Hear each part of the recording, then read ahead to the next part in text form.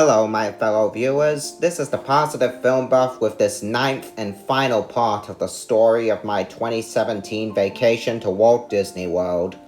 If you've seen my previous videos, you know that in 2 weeks, I experienced a lot of fantastic Disney magic and fulfilled my lifelong dream of meeting my hero, Mickey Mouse, the one that started all of Disney, the studio that created a lot of movies and TV shows that have left a big impact on my childhood years. Now that I was back home in Australia, there was only one thing on my mind.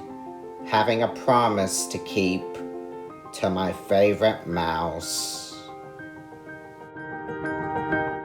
The promise I made was to check out a lot of Disney movies I haven't seen yet, both older films and newer films. I had a good start by checking out Pixar's latest film, Cars 3, in theaters, followed up in October by the most hilarious film in the Marvel Cinematic Universe, Thor Ragnarok. The year reached a spectacular conclusion with the second installment of the Star Wars sequel trilogy, Star Wars The Last Jedi, which became my #1 favorite Star Wars film. That same Christmas, I decided to wish Mickey Mouse a Merry Christmas at my own way by checking out his 1999 direct-to-DVD Christmas movie, Mickey's Once Upon a Christmas, and it became a worthy film for me to rewatch during the holiday season. By the years 2018 and 2019, my intention of keeping my promise to Mickey had reached bigger levels, as I was 100% focused on watching dozens of Disney movies, old and new, on DVD and in the cinema, and giving positive reviews of them on Facebook. I started greatly extending my Disney DVD collection by getting a bunch of old movies, and in the cinema, I watched a lot of new, truly amazing Disney hits, animation and live action alike, and admired how they became fantastic hits worldwide also.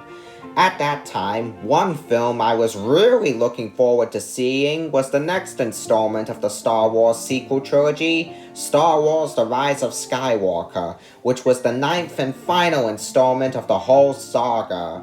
As to what I thought of The Rise of Skywalker when I first saw it, well, check out my thoughts on my review and recap of the film. I will say though that with this sequel trilogy, Disney had made Star Wars more exciting and more spectacular than ever before, and I send nothing but huge congrats for that achievement. Meanwhile, in the Marvel world, while Black Panther was a surprising groundbreaker and Captain Marvel welcomed an Oscar winner into the MCU family, there were 2 MCU films that both became the most successful films of 2018 and 2019 respectively, Avengers Infinity War and Avengers Endgame. Those films had such an epic story and an epic way to wrap up the main storyline of the MCU that Endgame not only dethroned Avatar as the highest grossing film of all time, but both Infinity War and Endgame tied together to become my favorite film of all time, dethroning Harry Potter and the Deathly Hallows Part 2. That same time, in 2018, I decided to do more than watch movies to fulfill my Disney promise. Thanks to the marvelous efforts of Mom, I had the opportunity to see a Disney story on the stage. I saw Aladdin at Brisbane's Q-Pack, and it was a truly magical night. All throughout, I felt that magical Disney feeling, from driving to Brisbane, going to a restaurant, entering the theater, buying a few souvenirs, taking the seat, and then the curtain opens and we see a Disney tale brought to life so brilliantly on the stage.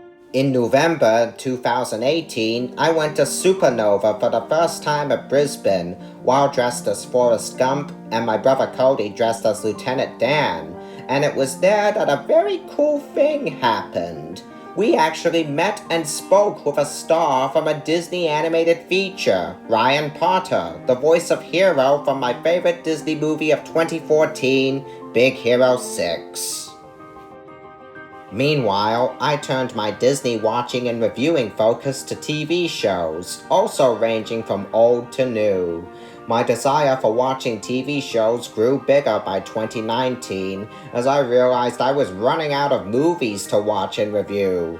And now, thanks to Disney Plus being recently installed, I have the opportunity to check out more TV shows, as well as more films. Meanwhile, because me and my family all have Blu-ray DVD players now, I began to develop a hunger for getting Disney movies on Blu-ray, and just recently, I've grown a desire to spruce up my Disney collection by getting new, fresh Blu-ray copies of several movies, either number one favorites or big hit films in general. In the year 2019, in the month of July, another entirely unexpected thing happened. I began to go to CPL at Capalaba, where all people with disabilities have opportunities to unleash their unique skills. I was given a bunch of opportunities there, too. From hanging out with more people, to starting a YouTube channel, to traveling on outings, and to actually put my skills as a movie reviewer to more use. I was chosen to be a part of a segment on a show called Invincibility on a radio station called Phoenix Radio, where I began to review movies as the positive film buff.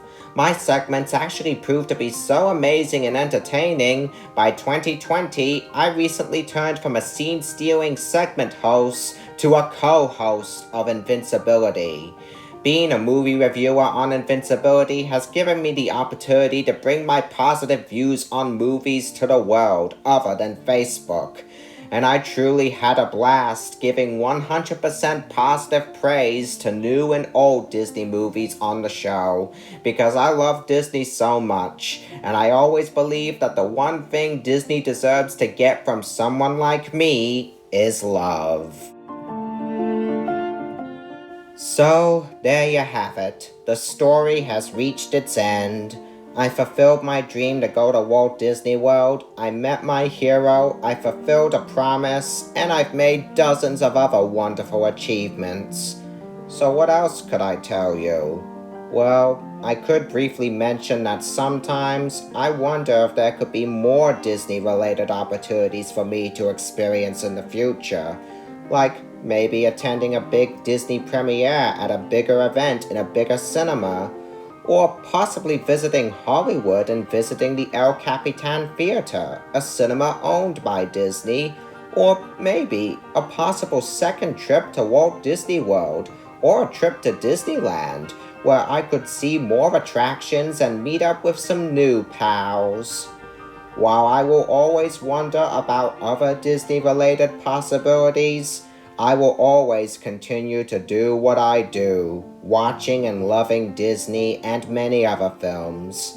And at the same time, I will always look back with great happiness on the moment I first learned my dream was fulfilled, and the moment I first met Mickey Mouse, the one who started it all.